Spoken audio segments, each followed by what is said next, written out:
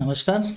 आज की क्लास में हम डिस्कस करेंगे सस्टेनेबिलिटी एंड आईएसओ सर्टिफिकेशन वाले टॉपिक को, जिसमें पूरी कंप्लीट क्लास हम लेके आए हैं कंप्लीट सिलेबस की। और ये क्लास हिंदी और इंग्लिश दोनों मीडियम में रहेगी। दोनों तरीके के बच्चे जो हिंदी और इंग्लिश के हैं देख सकते हैं। वैल्यू एडेड पेपर है ये सेमेस्टर फर्स्ट और सेमेस्टर थर्ड का। तो बिना टाइम पास किए हम बात करते हैं अपने टॉपिक की।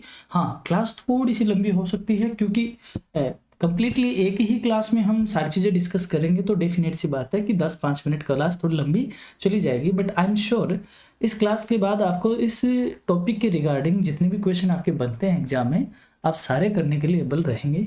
तो बात करते हैं सबसे पहले सस्टेनेबल डेवलपमेंट। सस्टेनेबल डेवलपमेंट का मीनिंग क्या होता है, इसका इंट्रोडक्शन क्या है, ये कहाँ से आया है। तो sustainable development refers to a mode of human development. ये ह्यूमन डेवलपमेंट का एक मोड है where resources are use aims to meet human needs while preventing the environment. यानी कि इसका यूं हम कह सकते हैं कि बिना हम पर्यावरण को नुकसान पहुंचाए अब उन रिसोर्सेज को यूज करें ताकि हमारी तो जरूरत पूरी हो ही हो और आने वाली पीढ़ियों की भी जरूरतें क्या हो सके, पूरी हो सके। This ensures that future generation can also meet their needs. यानी कि फ्यूचर जनरेशन भी अपनी नीड को या अपनी नीड को मीट कर सके या पूरा कर सके। कहाँ से आया ये कॉन्सेप्ट? बात है 1987 की ब्रूटलैंड रिपोर्ट आई थी which defined as the development that meets the needs of the present without compromising the ability of future generation to meet their own needs. यानी कि 1987 में ब्रूटलैंड में एक सम्मेलन हुआ था, यूँ कहे वहाँ एक एनवायरनमेंट को लेकर संगोष्ठी हुई थी। उनमें जो रिपोर्ट उसकी जब बाद में पब्लिश हुई तो उसको ब्रूटलैंड रिपोर्ट बोला गया है। हम आगे वाली स्लाइड में हम इसको देखेंगे।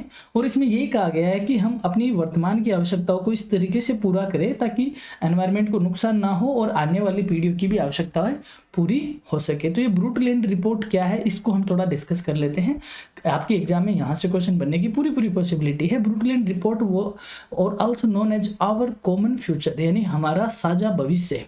इसकी जो थीम है या इसका दूसरा नाम है वो ये है हमारा साझा भविष्य, यानी our common future is a landmark document published in 87 यानी 1987 by the world commission on environment and development and WCED। यानी आपकी एग्जाम में यहाँ से क्वेश्चन बनेगा what is the full form of WCED, या फिर यू कहे ये ब्रूटलैंड रिपोर्ट किस ऑर्गेनाइजेशन के थ्रू पब्लिश्ड हुई थी, which popularise the concept of sustainable development. यानी बाद में इसी कॉन्सेप्ट को किस नाम से जाना गया, sustainable development, by defining it as development meets. वही बात है कि हम प्रेजेंट की आवश्यकताओं को नीड को इस तरीके से पूरा करें ताकि फ्यूचर जनरेशन के साथ भी कोई कॉम्प्रोमाइज ना हो। इसका नाम ब्रूटलैंड क्यों है, बात करते हैं। It was named after the commission chairperson Gro Harlem Brundtland, जो कि नॉर्वे के क्या थे, फॉर्मर पीएम थे। उनके नाम पे, क्योंकि वो चेयरपर्सन थे इस कमीशन के, WCED के चेयरपर्सन थे उस टाइम पे 1987 में। कौन? Gro Harlem Brundtland. और इन्हीं के नाम से इस रिपोर्ट का क्या नाम है, ब्रूटलैंड नाम इस रिपोर्ट का है। आई थिंक आपको समझ में आ गया होगा। बढ़ते हैं आगे, बात करते हैं definition and goals of sustainable development. यानी सस्टेनेबल डेवलपमेंट की डेफिनेशन क्या है। Sustainable development is broadly defined as economic growth that is conducted without depletion of natural resources. यानी हम हमारी इकोनॉमिक ग्रोथ को इस तरीके से पूरा करें या यूं इस तरीके से अचीव करें कि जो हमारे नेचुरल रिसोर्सेज है उनको कोई नुकसान ना हो, उनका डिप्लेशन ना हो, यानी उनका क्षय ना हो, यानी वही खत्म हो जाए और पता चले आने वाली फ्यूचर जनरेशन के लिए हमने कुछ छोड़ा ही नहीं। तो इस तरीके से हम अपनी इकोनॉमिक ग्रोथ को करें ताकि हमारे नेचुरल रिसोर्सेज भी सेफ रहे। It encompasses 3 main pillars. इसमें 3 बातें होती है। पहला है इकोनॉमिक सस्टेनेबिलिटी, यानी कि ये इंश्योर करे कि लॉन्ग टर्म जो इकोनॉमिक ग्रोथ है without negatively impacting social environment and cultural aspect. यानी कि हमारे जो सोशल एनवायरनमेंट है और जो हमारे कल्चरल एस्पेक्ट है उनको बिना नुकसान पहुंचाए हम हमारी इकोनॉमिक सस्टेनेबिलिटी को अचीव करें। फिर सोशल सस्टेनेबिलिटी यानी maintaining the improving social quality with concept such as social equality, human rights and community resilience. यानी कि हम बात करें कि हमारी सामाजिक समानता बनी रहे, हमारे मानव अधिकार सुरक्षित रहे और जो कम्युनिटी रिजिलेंस है वह भी बना रहे, यानी कि सामुदायिक लचीलापन भी बना रहे। इस तरीके की जो सोशल क्वालिटी है उसको अचीव करते हुए हम सोशल सस्टेनेबिलिटी को अचीव करें। फिर है एनवायरमेंटल सस्टेनेबिलिटी, यानी कि protecting and restoring the natural environment while reducing pollution and converging biodiversity, यानी कि हम प्रदूषण को कम से कम करें, हमारी जो बायोडाइवर्सिटी है उसको प्रोटेक्ट करते हुए, और हम अपने पर्यावरण को प्रोटेक्ट करते हुए हम हमारी इकोनॉमिक ग्रोथ को करें। ऐसा ना हो कि हमारे जो काम की वजह से, जैसे आज मैं ये कहूँ कि जो वल्चर है यानी जो गिद्ध है वो एक तरीके से गायब से हो गए, लुप्त हो गए हैं। तो अब आने वाले, अब जो जनरेशन है इसने गिद्ध देखी नहीं, तो आने वाली जनरेशन के लिए तो ये एक तरीके से क्या हो गया, गायब जैसी चीज होगी। तो ये हमारी एक सही डेवलपमेंट की दिशा नहीं है। यानी हमें हमारे नेचुरल रिसोर्सेज को, हमारे पर्यावरण एनवायरनमेंट को, इन सबको बचाते हुए ही क्या करना है, ग्रोथ करना है। उसको बोलते हैं sustainable development. Now we are moving on sustainable development goals, यानी SDGs। ये आपके एग्जाम के पॉइंट ऑफ व्यू से काफी इंपॉर्टेंट है, स्टार मार्क कर लो। क्या चीज है? The SDGs are the set of 17 goals that aim to transform the world by 2030, यानी 2030। यानी कि 25 सितंबर 2015 को यूएनओ की एक बैठक होती है, एक मीटिंग होती है, उसमें एक 17 गोल सेट किए, 17 गोल सेट किए और कहा कि 2030 तक हम इन सबको अप्लाई करेंगे और पूरी वर्ल्ड का क्या कर देंगे, ट्रांसफॉर्म कर देंगे एक सस्टेनेबल डेवलपमेंट की दिशा में। ये कब से केम इनटू फोर्स, यानी कब से लागू है? 1 जनवरी 2016 को ये लागू है। ड्यूरेशन क्या है? 15 साल है, यानी 2016 टू 2030। और ये जो 220 है, यानी 2020 से 2030 का जो डिकेड है, इसको बोला गया है डिकेड ऑफ एक्शन, यानी काम करने का डिकेड, दशक। इसके गोल्स कितने हैं? 17 गोल है। टारगेट कितने हैं? 169 इसके टारगेट है। हालांकि यहाँ से क्वेश्चन नहीं पूछे जाएंगे। अदर नेम क्या है? इसको बोला जाता है एजेंडा 2030। SDG का ही दूसरा नाम 2030 एजेंडा है। डायमेंशन क्या है? ये 5P पे काम करता है। 5P means people, prosperity, planet, partnership and peace, यानी कि आमजन तक बातें हो। प्रॉस्पेरिटी यानी सबका उद्धार हो, समृद्धि हो। प्लेनेट यानी हम एनवायरनमेंट के पॉइंट ऑफ व्यू से सोचें कि हम जिस प्लेनेट पे रहते हैं उसको भी बचा के रखें। पार्टनरशिप, इन सारे कामों के लिए ग्लोबल लेवल पे हमें पार्टनरशिप करनी पड़ेगी। और पीस यानी हम चाहते हैं क्या, शांति, लड़ाई दंगा नहीं हो। और इसका जो स्लोगन और थीम है वो है कोई भी पीछे ना रहे, यानी लिव नो वन बिहाइंड, कोई भी पीछे ना रहे, सारे देश तरक्की की राह पे चले। और इंडिया की बात करें, in India NITI Aayog issuing the SDG India index, यानी इंडिया में जो SDG इंडिया इंडेक्स है वो कौन इश्यू करता है? नीति आयोग इशू करता है। आई होप आपको ये समझ में आया होगा। बड़े ही इजी वे में मैं कोशिश कर रहा हूँ आपको समझाने की। वो 17 गोल क्यों है, इसको डिस्कस करने की क्या नीड है। यानी पोवर्टी ना हो, जीरो हंगर, भूखमरी ना हो, हेल्थ अच्छी हो, क्वालिटी एजुकेशन हो, जेंडर इक्वलिटी हो, क्लीन वाटर हो, सैनिटेशन हो, अफोर्डेबल क्लीन एनर्जी हो, डिसेंट वर्क के साथ इकोनॉमिक ग्रोथ हो, इंडस्ट्रियल इनोवेशन, इंफ्रास्ट्रक्चर हो, रिड्यूसिंग इनइक्वलिटी हो, सस्टेनेबल सिटी हो, क्लाइमेट एक्शन हो। यहाँ पे बात करते हैं इस गोल की जो आपके सिलेबस में है, यानी आपका जो सिलेबस है सस्टेनेबल डेवलपमेंट वाला, उसमें partnership for the goals SDG 17 आपके सिलेबस में है। तो इसको हम यहाँ पे डिटेल में डिस्कस करने वाले हैं। बात करते हैं सस्टेनेबल प्रोडक्शन एंड कंजप्शन की।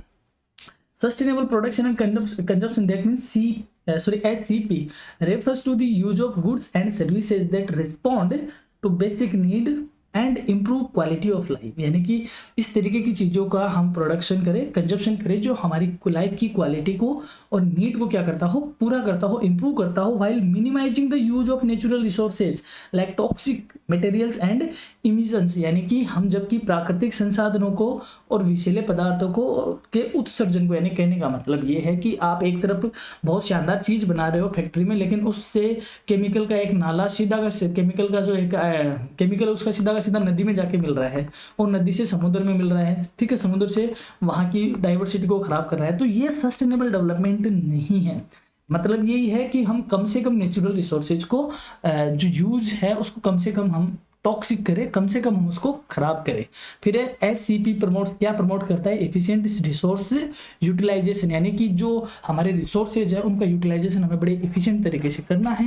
रिन्यूएबल एनर्जी एडॉप्शन, हमें रिन्यूएबल एनर्जी को अडोप्ट करना है, like solar energy, like wind energy. ये क्या है? रिन्यूएबल एनर्जी है ना। जैसे हम कोल एनर्जी की बात करें, हम एटॉमिक एनर्जी की बात करें तो ये रिन्यूएबल नहीं है, इनसे नुकसान भी होता है, पर्यावरण भी प्रदूषित होता है, बट रिन्यूएबल एनर्जी सोर्स को हमें एडॉप्ट करना होगा।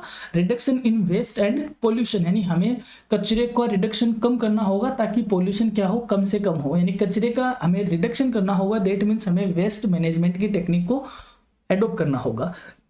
Encouraging eco friendly products and services, ऐसी प्रोडक्ट और सर्विसेज यूज करें जो इको फ्रेंडली हो, बायोडिग्रेडेबल हो, यानी ऐसा नहीं कि हम प्लास्टिक यूज कर रहे हैं और प्लास्टिक तो कई सालों तक खत्म नहीं होगा, तो इस तरीके की चीजें यूज ना करें, इको फ्रेंडली प्रोडक्ट हम यूज करें। हाँ, आपके लिए यहाँ पे एक छोटी सी गुड न्यूज है। गुड न्यूज ये है कि अभी ये जो सेमेस्टर है इसके एग्जाम तो आप दे चुके होंगे, आपका लास्ट या ऑन एकदम लास्ट मोमेंट पे आप चल रहा है आपके एग्जाम, ठीक है। तो अब अगले सेमेस्टर की क्या तैयारी है, यानी इस बार आपको जो भी मिला VAC AAC जो भी आपको मिला, जाने अनजाने में मिला या फिर ई-मित्र वाले की वजह से मिला, जो भी आपको AAC VAC SSC मिला, लेकिन अपकमिंग सेमेस्टर में इस तरीके से प्लानिंग करें कि आप एक अच्छा पेपर सेलेक्ट करें जिससे आपको पता चले कि आपके लिए कौन सा पेपर बेस्ड है, जिससे आपकी क्वालिटी भी, एजुकेशन क्वालिटी बनी रहे और आपको एग्जाम के लिए मटेरियल भी मिले। तो उस पर हम एक डिटेल वीडियो लेके आएंगे जिसमें आपके पेपर सिलेक्शन की बातें होंगी अपकमिंग सेमेस्टर में, चाहे वो BA का हो, BCom का हो, BSc BBA BCA, ये सारे बच्चों के लिए क्या रहेगा, फायदेमंद रहेगी। तो आपको यहाँ तक अगर समझ में आ रहा है तो मैं आपसे ये कहूँगा कि क्लास को लाइक करें, शेयर करें उन दोस्तों के साथ जो जूझ रहे हैं मटेरियल के लिए, उनके साथ। बात करते हैं आगे क्लाइमेट एक्शन की। Climate action focuses on efforts to combat climate changes and its impact. Climate action का मतलब होता है कि ये उन एफर्ट्स पे फोकस करती है जो क्लाइमेट जो चेंज हो रहा है उसको कम करे और इसके इम्पैक्ट को क्या करे, रिड्यूस करे। यानी कि चलते बरसात आ रही है, बहुत ज़्यादा गर्मी हो रही है, अचानक से जो ग्रीन हाउस जो प्रॉब्लम आ रही है उनको क्या करिए, कम से कम करे। उसको सही करने के लिए जो एक्शन लिया जाता है दैट इज क्लाइमेट एक्शन। जलवायु एजेंडा जिसको कह सकते हैं, जलवायु कार्यवाही जिसको कह सकते हैं। की मेजर्स क्या है इसमें, reducing green house gas emissions, यानी ग्रीन हाउस गैस का जो उत्सर्जन है वह कम से कम करे, ठीक है। प्रमोटिंग रिन्यूएबल एनर्जी रिसोर्सेज, वही है रिन्यूएबल एनर्जी के रिसोर्सेज को प्रमोट करे। Enhancing energy efficiency, energy efficiency को एनहेंस किया जाए। Protecting the end restoring forest and ecosystem, यानी हम हमारे जंगलों को बचाएं, हमारे इकोसिस्टम को बचाएं, ताकि वो बचेंगे तो एनवायरमेंट हमारा ज़्यादा क्लीन होगा। तो ये इसके कुछ की मेजर्स है। फिर बढ़ते हैं partnership for the goals, yes it is the SDG 17, ये है वो SDG का 7वां गोल। Achieving sustainable development requires collaboration between governments, businesses and civil society. अब हमें अगर ये हमारा सस्टेनेबल गोल का जो टारगेट है इसको अगर हमें अचीव करना है तो कोलैबोरेशन होना पड़ेगा गवर्नमेंट्स के बीच, बिजनेसमैन्स के बीच या बिजनेसेस के बीच और सिविल सोसाइटीज के बीच। The 17th SDG partnership for the goals emphasise, यानी ये किस पे ज्यादा फोकस करता है, स्ट्रेंथनिंग ग्लोबल पार्टनरशिप, यानी वैश्विक भागीदारी को मजबूत करे, यानी कि जो ग्लोबल लेवल पे जो भागीदारी है उसको थोड़ा ज्यादा ये क्या करे, स्ट्रेंथन करे। स्ट्रेंथन करेगा तो डेफिनेट सी बात है कि हमारा जो कोलैबोरेशन बनेगा उससे हम सस्टेनेबल डेवलपमेंट की ओर बढ़ेंगे। Enhancing financial and technological support for developing Nations, यानी कि जो डेवलपिंग नेशंस यानी जो विकासशील देश है उनको फाइनेंशियल असिस्टेंस दे, उनको टेक्नोलॉजिकल हेल्प करे ताकि वह भी क्या हो, डेवलप रहे। क्योंकि SDG का टारगेट ही क्या था, नो लीव बिहाइंड, यानी कोई पीछे ना रहे, कोई भी पीछे ना रहे। पीछे ना रहेंगे तो सबको साथ लेके चलना पड़ेगा, साथ लेना पड़ेगा, तो फाइनेंशियली सपोर्ट भी देना पड़ेगा और टेक्नोलॉजिकल सपोर्ट भी देना पड़ेगा। Now next, promoting sustainable economic growth and trade, इस तरीके के व्यापार और आर्थिक गतिविधियों को बढ़ावा दिया जाए जो क्या हो, सस्टेनेबल हो, स्थायी हो। सस्टेनेबल का मतलब होता है जहां पर आप पहुंच गए हो उस पहुंच को मेंटेन करना और उससे भी आगे आप पहुंचना, दैट इज कॉल्ड सस्टेनेबिलिटी, उसको बोलते हैं सस्टेनेबिलिटी।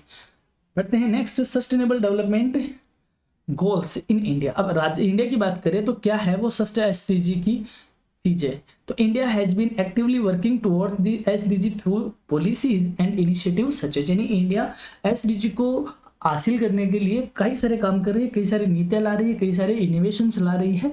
कौन कौन से हैं, पहले की बात करते हैं, national action plan on climate change यानी नापेक, NAPCC, यानी ये क्या करता है, ये क्लाइमेट कंसर्न को 8 इसके नेशनल मिशन है उनके थ्रू ये क्लाइमेट एक्शन को क्या करता है, प्लान करता है और क्यों क्लाइमेट चेंज हो रहे हैं उसके बारे में जो रीजंस है उनको ध्यान में उनको फाइंड आउट करता है और उनके अकॉर्डिंग ये एक्शन करता है या रिकमेंड करता है। Next, Swachh Bharat mission, a campaigning to improve sustain sanitation and cleanliness, यानी कि आपको याद ही होगा 2 अक्टूबर 2014 जब सेंटर में बीजेपी गवर्नमेंट आई और मोदी साहब PM बन के आए तो 2 अक्टूबर को ये स्वच्छ भारत अभियान चलाया ताकि सैनिटेशन को वो मिले, बेनिफिट मिले, या सैनिटेशन की और हम इम्प्रूव करें, क्लीनेस को हम बढ़ावा दिए जाए। और इंडिया तो वह कंट्री है जिसकी करेंसी पे ही लिखा होता है स्वच्छ भारत, यानी कि हमें हमारी करेंसी पे लिख के बताना पड़ रहा है।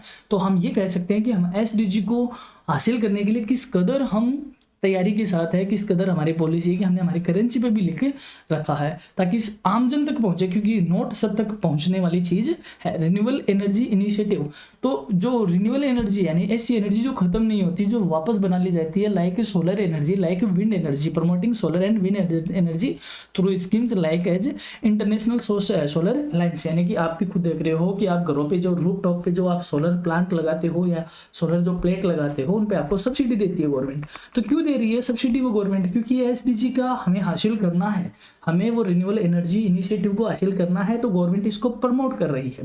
फिर है स्किल इंडिया और मेक इन इंडिया, यानी 2019 में 2019 में गवर्नमेंट ने मेक इन इंडिया वाला प्रोग्राम स्टार्ट किया था। आई थिंक 2019 नहीं, 2015 में ये आया था, 2015 में, जो इकोनॉमिक ग्रोथ और एम्प्लॉयमेंट को बढ़ावा देने के लिए।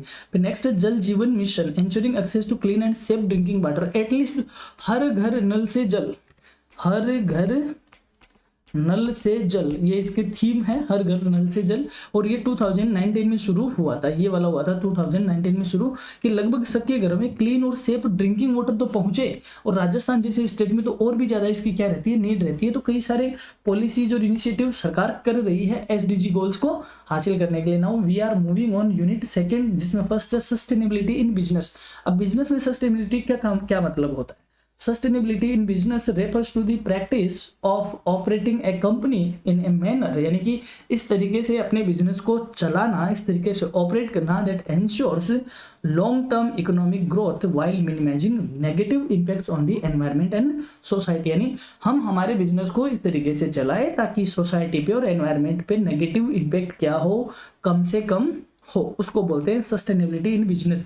Business that adopt sustainable practice contribute to environment protection, social wellbeing and economic development. यानी कि जो बिजनेस इस तरीके की यानी सस्टेनेबल प्रैक्टिस को अपनाता है, एनवायरनमेंट प्रोटेक्शन हुआ, सोशल वेलबींग हुआ, इकोनॉमिक डेवलपमेंट हुआ, तो उस बिजनेस में क्या होता है, उसको ज़्यादा इकोनॉमिक ग्रोथ उसको ज़्यादा मिलती है, यूँ कहे उसकी इकोनॉमिक ग्रोथ ज़्यादा होती है। कॉर्पोरेट सोशल रेस्पॉन्सिबिलिटी यानी CSR, समझिए इसको, बड़ा ही इंपॉर्टेंट है आपके एग्जाम के पॉइंट ऑफ व्यू से।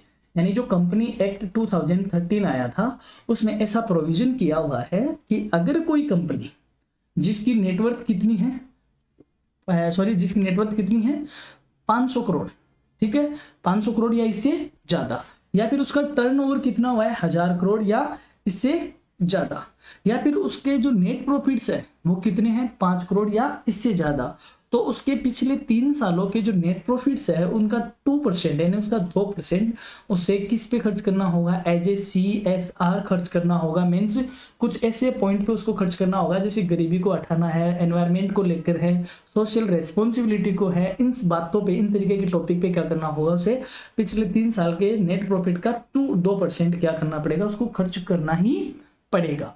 ये है CSR, और CSR लागू करने वाला इंडिया दुनिया का पहला देश है जिसने ये बाउंड किया। अब आज कई कंपनियां हैं जो CSR में क्या करती है, खूब सारा डोनेशन करती है, खूब सारी इनिशिएटिव चीजें लेके आती है, हॉस्पिटल बनाती है, कॉलेज बनाती है, स्कूल्स बनाती है, बहुत सारी चीजें करती है, एनवायरनमेंट के रिगार्डिंग कुछ काम करती है। तो CSR क्या होती है, एक एथिकल रेस्पॉन्सिबिलिटी है बिजनेसेस की, ताकि वह पॉजिटिवली सोसाइटी के लिए क्या करे, कंट्रीब्यूट करता रहे, यानी जिसमें वो लाभ कमाने पर से परे समाज में सकारात्मक योग, यानी कि हर बार बिजनेस का देखो मेन टारगेट क्या होता है, प्रॉफिट अर्न करना होता है। बिजनेस का मेन टारगेट क्या होता है, प्रॉफिट अर्न करना होता है।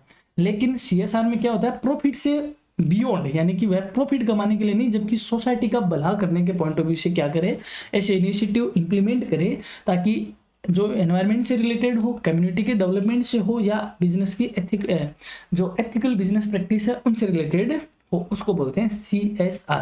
की एस्पेक्ट क्या है, कुछ इसके प्रमुख पहलू क्या है, एनवायरमेंटल सस्टेनेबिलिटी, यानी वह कार्बन फुटप्रिंट को कम करे, रिन्यूएबल एनर्जी सोर्सेज को अडॉप्ट करे और वेस्ट प्रोडक्शन को क्या करे, कम से कम करे, तो वह ये कहा जाएगा कि एनवायरमेंट सस्टेनेबिलिटी उसने वो हासिल कर रहा है। फिर कम्युनिटी डेवलपमेंट, लाइक वह एजुकेशन को सपोर्ट करे, हेल्थ केयर को यानी हॉस्पिटल वगैरह बनाए, लोकल इकोनॉमिक डेवलपमेंट की वह बात करें, उसके लिए वह कंट्रीब्यूट करे। फिर एथिकल बिजनेस प्रैक्टिसेस, यानी वह फेयर वेजेज रखे, यानी कि उसके यहाँ जो काम कर रहा है उसका वह शोषण ना करे, उसका एक्सप्लॉइटेशन ना करे, उसको उचित मजदूरी दे।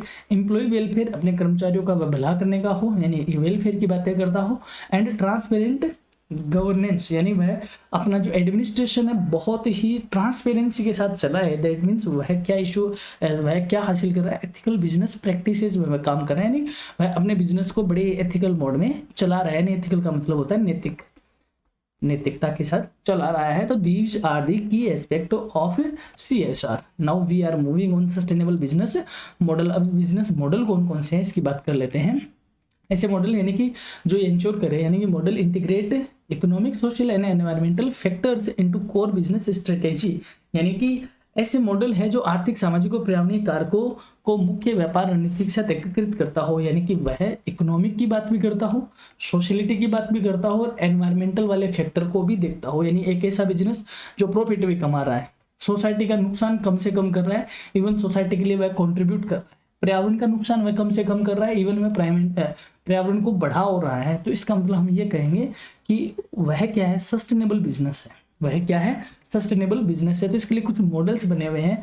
It ensures profitability while reducing environmental degradation and enhancing social welfare, यानी एनवायरमेंट का जो डिग्रेडेशन है उसको वह कम कर रहा है और सोसाइटी का वेलफेयर वह बढ़ा रहा है।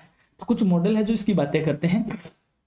तो कितने सारे मॉडल है आपके सिलेबस में, circular money, green business, social enterprises and shared value, 4 तरीके के मॉडल हैं। इनको हम झटपट ही देख लेते हैं।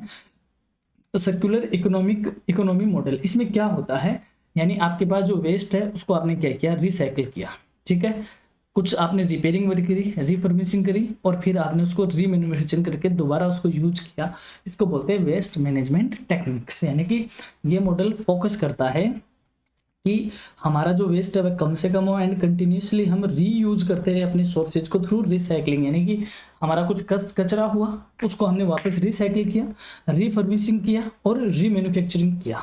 बिजनेस जो इसको अडोप्ट करता है उसको बोलते हैं create a closed loop system. यानी क्लोज्ड लूप सिस्टम, आपसे ये पूछा जाएगा what do you mean by closed loop system, यानी क्लोज्ड लूप सिस्टम से आप क्या समझते हो। That means circular economy model, यानी recycling, refurbishing and remanufacturing where products and material are continuously used, reducing reliance on new raw material, यानी कि ताकि हम जो नया रॉ मटेरियल है उस पर हम कम से कम डिपेंड रहें। कम से कम डिपेंड रहेंगे तो हमारा पर्यावरण क्या रहेगा, प्रोटेक्ट रहेगा, सेफ रहेगा। Now next we are moving on green business model. Green business model में क्या होता है कि हम इको फ्रेंडली प्रोडक्शन बनाएं, रिन्यूएबल एनर्जी को सोर्सेज को हम देखें, सस्टेनेबल सप्लाई चेन को हम बनाए रखें, सोलर एनर्जी की हम बातें करें, विंड एनर्जी की हम बातें करें, बायोडिग्रेडेबल पैकेजिंग हो, यानी आपने कई मोबाइल वगैरह में देखा होगा लाइक मोटरोला, वह कागज का क्या देता है, डब्बा देता है, प्लास्टिक का नहीं देता, ताकि वह बायोडिग्रेड हो सके। वाटर कंजर्वेशन की हम बातें करते हो तो उसको बोलते हैं ग्रीन बिजनेस मॉडल।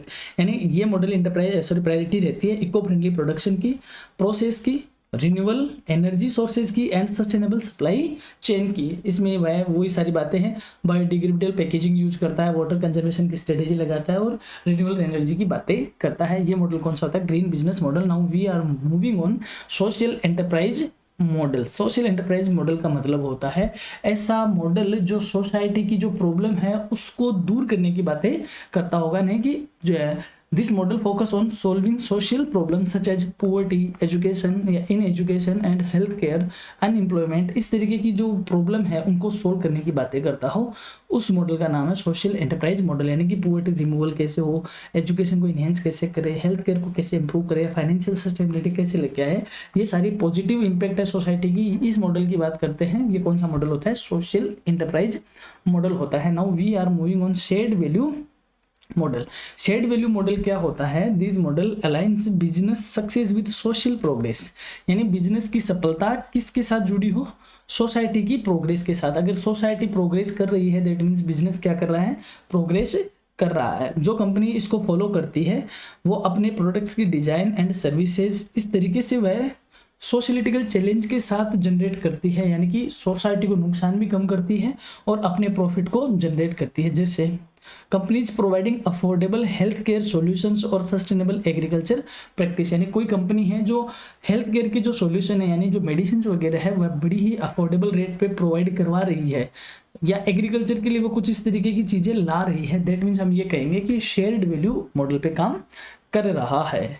नाउ बात करते हैं बी कॉरपोरेशन मॉडल। अब बी कॉरपोरेशन मॉडल क्या होता है कि ऐसा सर्टिफिकेट जो कि बिजनेस को इस बात के लिए मिलता है कि हाँ ये एनवायरनमेंट के और सोसाइटी के या सोशल जो स्टैंडर्ड है उनको क्या करता है, ये मीट आउट करता है, फॉलो करता है। उस मॉडल का नाम होता है B corporation model. These companies commit to sustainability, ethical labour practice and corporate transparency. यानी कि एक ऐसा सर्टिफिकेट जो ये बताता है कि हाँ ये एनवायरमेंटल स्टैंडर्ड पूरे करता है, सोशल स्टैंडर्ड पूरे करता है, सस्टेनेबल की बातें करता है, लेबर प्रैक्टिस इसकी एथिकल है, नैतिक है और ये कॉरपोरेट ट्रांसपेरेंसी रखता है। तो उनको कौन सा सर्टिफिकेट दिया जाता है, बी लेब सर्टिफिकेट दिया जाता है और इस मॉडल का नाम होता है B corporation model. Now we are shifting on benefits of sustainability in business. Business की सस्टेनेबिलिटी होगी तो उसमें क्या बेनिफिट होगा बिजनेस को। पहला होगा एनहेंस ब्रांड रेपुटेशन, उसकी ब्रांड रेपुटेशन बढ़ेगी, वह कस्टमर को और इन्वेस्टर को ज़्यादा अट्रैक्ट करेगा। उसकी कॉस्ट रिड्यूज होगी उसकी, क्योंकि वो वेस्ट से ही रिसाइकिल करके काम करता है और ऑपरेशनल कॉस्ट इससे क्या होगी, कम होगी। रेगुलेटरी कंप्लाइंस होगा, यानी कि वह सही तरीके से, क्योंकि सारे का सर्टिफिकेशन है, सारी बातें उसकी ठीक है तो गवर्नमेंट का रेगुलेशन उसके साथ अच्छा रहेगा, रेगुलेटरी कंप्लाइंस उसके साथ रहेगा। लॉन्ग टर्म प्रॉफिटेबिलिटी, क्योंकि उसकी जो फाइनेंशियल ग्रोथ है, स्टेबिलिटी है, वो लॉन्ग टर्म की होती है, दीर्घकालीन लाभदायकता उसको रहती है। Now we are moving on unit third, that means introduction to ISO. ISO का मीन्स होता है international organisation for standardisation. is an independent non-governmental organization that develops and publishes international standard। यानी जो स्टैंडर्ड है सस्टेनेबिलिटी की, ये कौन provide करवाता है, आईएसओ करवाता है। टू एंश्योर, ये कब बना, कब था ये 1947 में बना था, जिनेवा में बना था। तो ये इंटरनेशनल लेवल के जो स्टैंडर्ड है वो ये इशू करता है। To ensure quality, safety and efficiency across various industry, ताकि वेरियस इंडस्ट्री में क्वालिटी बनी रहे, सेफ्टी बनी रहे और इफिशिएंसी उनकी बढ़े। Established in 1947, ISO provide a framework for businesses and organisations to improve their operations while maintaining compliance with global benchmark. यानी कि दुनिया जहां की बात करे तो संगठनों को इस तरीके से चलाए ताकि जो ग्लोबल मानक है, यानी जो वैश्विक मानक है, उनका पालन करने की एक रूपरेखा क्या करता है, ये प्रदान करता है कि आप इस तरीके से काम करना, ये स्टैंडर्ड है। Now role of ISO sustainability. अभी सस्टेनेबिलिटी का यानी सस्टेनेबिलिटी में आईएसओ का क्या रोल है। आईएसओ प्ले क्रूशियल रोल, बहुत अच्छा रोल है, मतलब बहुत क्रूशियल रोल है, इंपॉर्टेंट रोल है इन promoting sustainability bye setting standard, क्योंकि ये स्टैंडर्ड सेट करता है जो कि हेल्प करते हैं businesses minimise their environmental footprint, enhance energy efficiency and ensure sustainable development. जो कि एनवायरमेंट की जो एनवायरमेंट फुटप्रिंट, यानी कि जो एनवायरमेंटल पे जो नेगेटिव इम्पैक्ट आता है उसको ये रिड्यूस करता है, एनर्जी एफिशिएंसी को बढ़ाता है, सस्टेनेबल डेवलपमेंट को क्या करता है, श्योर करता है। These standards guide organisation achieving environmental responsibility and social accountability. यानी कि ये जो स्टैंडर्ड है इनको जो फॉलो करती है कोई बिजनेस वगैरह, तो उसके लिए एनवायरमेंटल रेस्पॉन्सिबिलिटी को और सोशल अकाउंटेबिलिटी को अचीव करने की में हेल्प करते हैं। Now ISO promote sustainability following veg. ये एनवायरमेंट मैनेजमेंट के साथ कि आपको किस तरीके से अपने वेस्ट को रिड्यूस करना है, पोल्यूशन आप कैसे रिड्यूस कर सकते हो, कार्बन आप कम से कम कैसे निकाल सकते हो, एमिशंस कर सकते हो, वो बातें बताता है।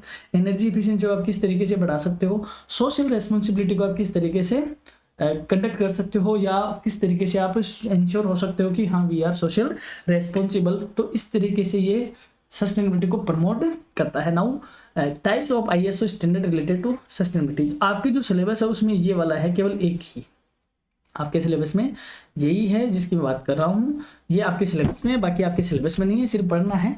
तो आईएसओ 41001 एनवायरमेंटल मैनेजमेंट सिस्टम, यानी पर्यावरण प्रबंध प्रणाली, ये क्या करता है, ये हेल्प करता है ऑर्गेनाइजेशन की ताकि इंप्लीमेंट कर सके सिस्टमेटिक अप्रोच को, ताकि वह एनवायरमेंट की रेस्पॉन्सिबिलिटी को मैनेज कर सके।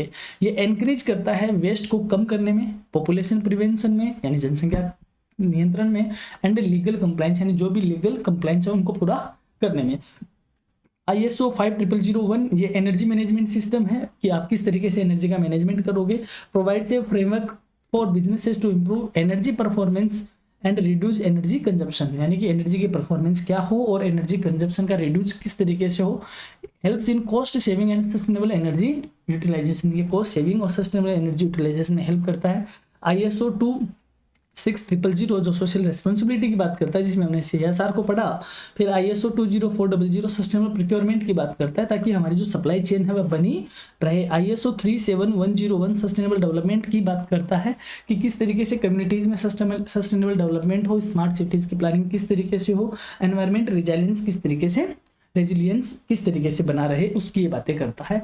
आप टेंशन ना ले, मैं इसकी आपको PDF टेलीग्राम पे प्रोवाइड करवा दूंगा। और जो टेलीग्राम चैनल का हमारा लिंक है ऑलवेज हम कहाँ रखते हैं, डिस्क्रिप्शन में हमारा आपको लिंक मिल जाएगा, वहां आप इसको ज्वाइन कर लेना। इन सारी चीज़ों को आप पढ़ लेना। बहुत वे में मैंने रखने की कोशिश करी है, बहुत ही आसान से। Now we are move on the last segment of this unit या of this chapter, introduction of ISO 41001 यानी कि एनवायरमेंटल मैनेजमेंट सिस्टम। ये आपके सिलेबस में दिया हुआ है जो लास्ट यूनिट में है। तो आपसे कल जो एग्जाम होगा आपका, जब भी एग्जाम होगा उसमें आपसे यही पूछा जाएगा कि ISO 41001 को एक्सप्लेन करो या डिफाइन करो, या आपको A, B, C तीनों सेक्शन कहीं भी पूछा जा सकता है। तो थोड़ा सा इसको देखना। ये क्या करता है, एक अंतर्राष्ट्रीय मान्यता प्राप्त मानक है, यानी कि it is an internationally recognised standard for environmental management system, यानी कि दुनिया भर में इंटरनेशनल लेवल पर इसको रिकॉग्नाइज कर रखा है 41001 को। It provides a structured framework for organisations to identify, manage, monitor and control their environmental impact, यानी कि पर्यावरणीय प्रभाव की ये आइडेंटिफाई करवाता है, उसको निगरानी के लिए मॉनिटर करवाता है, और किस तरीके से हम उनको कंट्रोल कर सकते हैं, इस तरीके का ये स्ट्रक्चर्ड फ्रेमवर्क प्रोवाइड करवाता है। किनको, ऑर्गेनाइजेशंस को। By adopting ISO 41001, businesses can ensure compliance with legal requirements and improve overall sustainability। जो भी बिजनेस इसको फॉलो करता है उसकी वह इस बात में इंश्योर हो जाता है कि जो भी लीगल रिक्वायरमेंट है वो उन सबको पूरा कर रहा है, और ओवरऑल सस्टेनेबिलिटी को वह क्या कर रहा है, इम्प्रूव कर रहा है। अब इसमें प्लानिंग किस तरीके से होती है, identify environmental aspects and impacts, यानी कि जो पर्यावरणीय पहलू है उनके प्रभाव की ये पहचान करता है, पहलुओं की, यानी क्या एस्पेक्ट और क्या इम्पैक्ट है उनको ये आइडेंटिफाई करता है। Set environmental objective and target, यानी उस ऑर्गेनाइजेशन का एनवायरमेंट के लिए क्या ऑब्जेक्टिव है, क्या उसके टारगेट है। Develop policies and procedures for sustainability, sustainability के लिए उसकी क्या पॉलिसी है, उसका डेवलपमेंट किस तरीके से होगा, और क्या उसकी प्रोसीजर रहने वाली है, उसकी ये प्लानिंग करता है या उसका ये फ्रेमवर्क तैयार करता है। एस्टैब्लिश रिस्क मैनेजमेंट स्ट्रेटेजी, हम रिस्क को किस तरीके से मैनेज आउट कर सकते हैं उसकी स्ट्रेटेजी को इस्टेब्लिश करता है। Identify necessary resources for implementation, implementation के लिए जो बेसिक नीड है या बेसिक नीड ऑफ रिसोर्सेज है उनको आइडेंटिफाई करता है, ये इसकी प्लानिंग है। आपसे प्लानिंग भी पूछी जा सकती है। Now we are implementation and operation, अब इसका इम्प्लीमेंटेशन कैसे होगा, इसका ऑपरेशन किस तरीके से होगा। Establish training programmes for employees, यानी जो एम्प्लॉय काम कर रहे हैं ऑर्गेनाइजेशन में उसके लिए ट्रेनिंग प्रोग्राम लेके आए ताकि वह क्या रहे, अप टू डेट रहे। Implement process for waste management and resource efficiency, यानी जो हमारा कचरा है, अपशिष्ट है, उसका किस तरीके से मैनेज किया जा सके, और जो हमारे रिसोर्सेज है उनकी इफिशिएंसी को किस तरीके से बढ़ा सके हम, उस तरीके की प्रोसेस को क्या करना, इम्प्लीमेंट करना। फिर है conduct regular monitoring and audits to ensure compliance, यानी कि हम टाइम टू टाइम नियमित तौर पे मॉनिटर करते रहे और ऑडिट करवाए ताकि हम ये पता लगा सके कि हम जो ये स्टैंडर्ड फॉलो कर रहे हैं इनका कंप्लायंस हो भी रहा है या नहीं हो रहा है, यानी इसको लोग, यानी इसको वो जो ऑर्गेनाइजेशन है वो बराबर फॉलो कर भी रहा है या नहीं कर रहा है। Now develop emergency preparedness plans for environmental risk, यानी इमरजेंसी में अचानक अगर कोई एनवायरमेंटल रिस्क आएगी तो हम उसके लिए प्रिपेयर हैं या नहीं है, ऐसे प्लान्स को क्या करना, डेवलप करना। Now last, promote continuous improvement through data analysis and reporting, यानी डेटा कलेक्ट करते रहे, उनका एनालिसिस करें, उनके अकॉर्डिंग रिपोर्टिंग तैयार करें ताकि कंटिन्यूअस हम क्या करते रहे, हमारा इंप्रूवमेंट करते रहे। सोच के देखो, अगर गवर्नमेंट या कोई भी जो बॉडी है वो डेटा कलेक्ट नहीं करे, एनालिसिस नहीं करे, तो हम कैसे बताएंगे कि हमारी दिशा किस तरफ है, हम ग्रोथ की तरफ जा रहे हैं या डाउन साइड में जा रहे हैं। तो ये था इसका इम्प्लीमेंटेशन एंड ऑपरेशन। अगर आपको क्लास अच्छी लग रही है तो डेफिनेट सी बात है, बनी बात है ये कि आपको लाइक करना चाहिए, शेयर भी करना चाहिए, सब्सक्राइब करना चाहिए, कमेंट करना चाहिए, एग्जाम के बाद भी करना चाहिए, पहले भी करना चाहिए, क्योंकि आपकी कमेंट हमारे लिए बहुत ज़्यादा क्या है, इम्प्रूव करने के स्टैंडर्ड है, तो वो जो हम यहाँ सस्टेनेबिलिटी की बात कर रहे हैं वही हम बात करेंगे कि